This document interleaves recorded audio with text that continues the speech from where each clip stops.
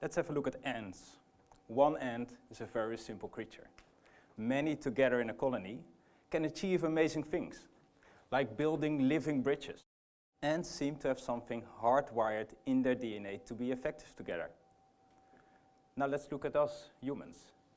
Each of us individually has unique capabilities, far more evolved than ants. But when you put a group of humans together, in traffic or in organizations, we can be very, very ineffective. As a consultant, I've been part of many meetings that just didn't feel effective, that didn't come to the right answer, that didn't surface the real issue, or felt fake just about the decision being made. This is what fascinates me about organizations. Why do we as humans find it so difficult to organize in a natural way? There has to be a better way to organize. Before we go into the future of organization, let's go back to where it started. We go back more than 100 years. We go back to the time the telegraph was actually a very cool invention. We created a clear differentiation between management oversight and actual work execution. What this picture also shows is the relative low complexity of work that was going on when the manager was invented. This command and control hierarchy has served us well.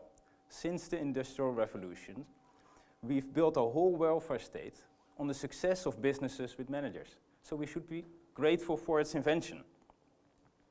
However, it doesn't work anymore. Business, as we know it today, cannot address the dynamics of our whole society. We don't have the organizational agility to address it. We're not able to involve the next generation of talent in a new way. Think about your own business. Think about its challenges. Think about what threatens its short-term or long-term survival. Why did it take so long to change some of its fundamental issues? Think about your recent experiences in working with colleagues. What made you disengage at times? What made you experience painful meetings? And if you sense a relevant opportunity, can you easily act on it? Let's pause for a second. If you sum up the experiences you just thought about, are you able to engage with all your talent and contribute effectively something meaningful? Imagine it's possible to crack the code to effective organization.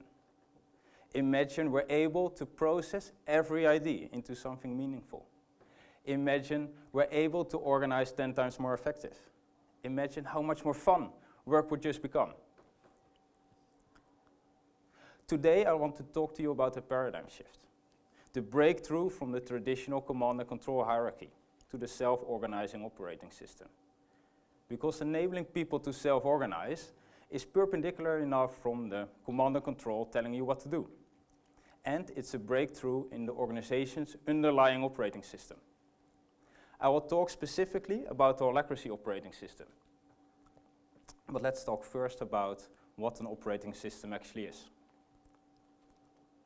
Remember, you got your first iPhone? The experience of its user interface, the intuitiveness, the speed it had. Nice, right? But probably just for the first 15 minutes. Because an empty iPhone is boring. What makes your iPhone special are the apps you decide to install in it. But without iOS, its underlying operating system, those apps would not have been possible. And just like iOS hardwires an intuitive user interface on your phone, these operating systems, these organizational operating systems, hardwire an effective way of working into our organizations, just like ants have in their DNA. Changing operating system is like learning to play a new game. Like the Dutch who can't win on soccer, we need to learn a new game. So, if you learn a new game, you have to apply a different set of rules. Think about the specific rules going from soccer to American football. What those rules do to the speed of the game, the way players interact, or the way points are made. Now let's talk about the Holacracy game. There are globally over 300 very diverse organizations applying the Holacracy operating system.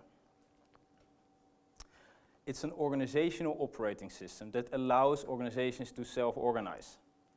See it as a language to effective organization. So effective, you are able to respond, to be agile in today's dynamic business world. Let's start with a few examples of very different organizations apply this operating system. Blanco, they're in the business of asset management. With Holacracy, they're able to integrate all the financial regulators' requirements, not only in a legal structure, but in its active operational governance. So it has a huge impact on the way they organize. State 5, a maritime technology company. They're small, they're a startup, but with Holacracy, they're able to respond fast to large initiatives. And it enables them to hire the next level of talent at the same level of their founding team, instead of the next level of managers. And thirdly, Arca, a US-based financial services company. Right after they adopted Holacracy, they acquired an Italian firm. And as you know, Italians are hot-blooded. They love a lively debate. What they were enabled to do by applying Holacracy is not integrate the two cultures, but foster the two different cultures. They found out Italians liked the strict rules of Holacracy because it enabled them to find their space for personal creativity. So completely different organizations with each their own purpose, applying the same Holacracy rules to their unique needs. So what sets the Holacracy operating system apart?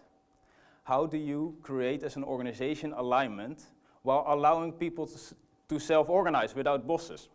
So let's compare the two games, the traditional command and control hierarchy with the self-organizing operating system. What makes this new operating system be fit for today's world? Think about your current job. When was the last time you checked your job description to think about what you will do this week?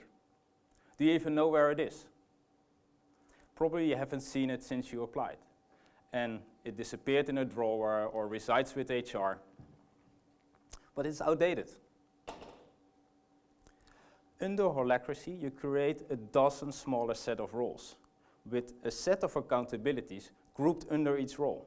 And you create a habit to translate each of those accountabilities in concrete outcome-based projects. So at any point in time, you know how your roles are relevant for the organization, and you know what you yourself are accountable to. Traditionally, also the organization structure is quite static. So we're used to reorganize.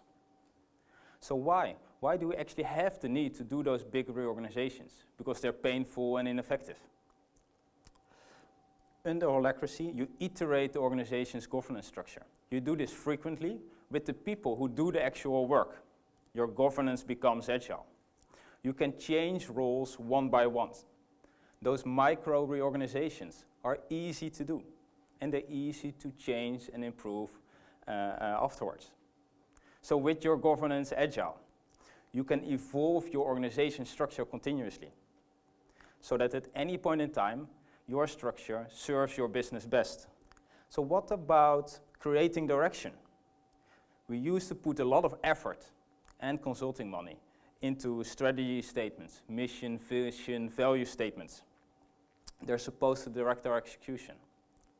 The majority of them you can find back on the walls of corporate headquarters, and they reside in business plan presentations.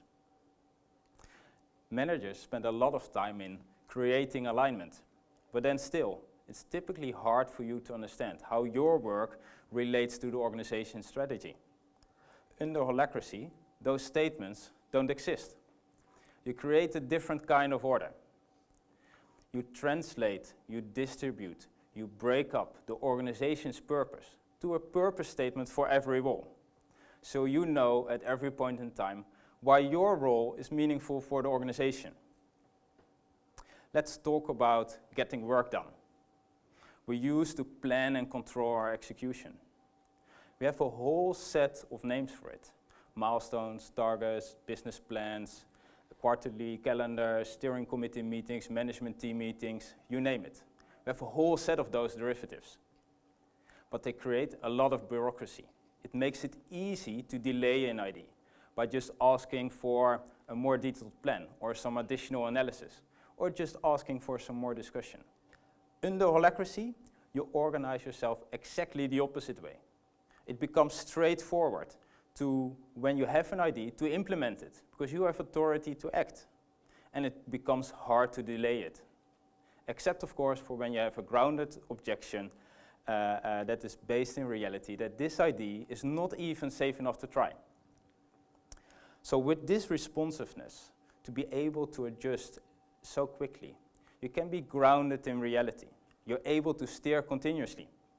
You can iterate the choices you make and adjust when new information comes in. Typically, we're used to very little visibility in organization. Can you think about when you're able to see what all your colleagues are working on? Or when you have visibility on what the work is going on more than one level up or more than one level down in the organization. That's typically hard. People, there's no system for it. People remain vague about what they're doing or are just not willing to provide that openness. Under Holacracy, it benefits people to be open and transparent about what they do.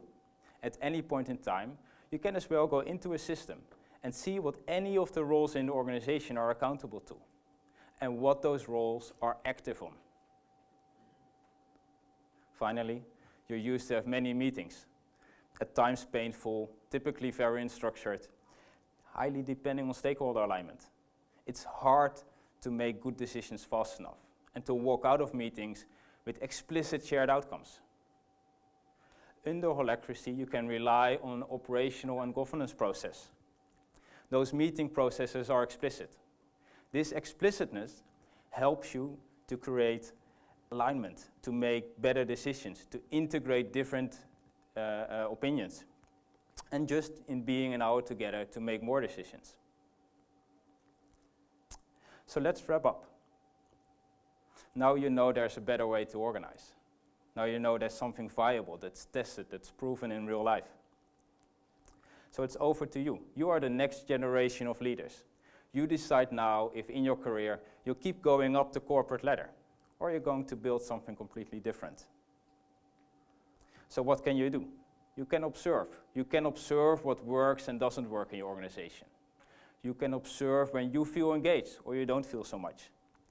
You can question. You can question the status quo. You can question the way meetings are run. You can question the way decisions are made. You can question the way governance is defined. You can experiment. You can experiment by playing this new game. Playing this new game is not about designing the ideal solution up front. Neither is it about playing the game by reading its rulebook. You master a game with practice. Lots of practice. So, back to ants.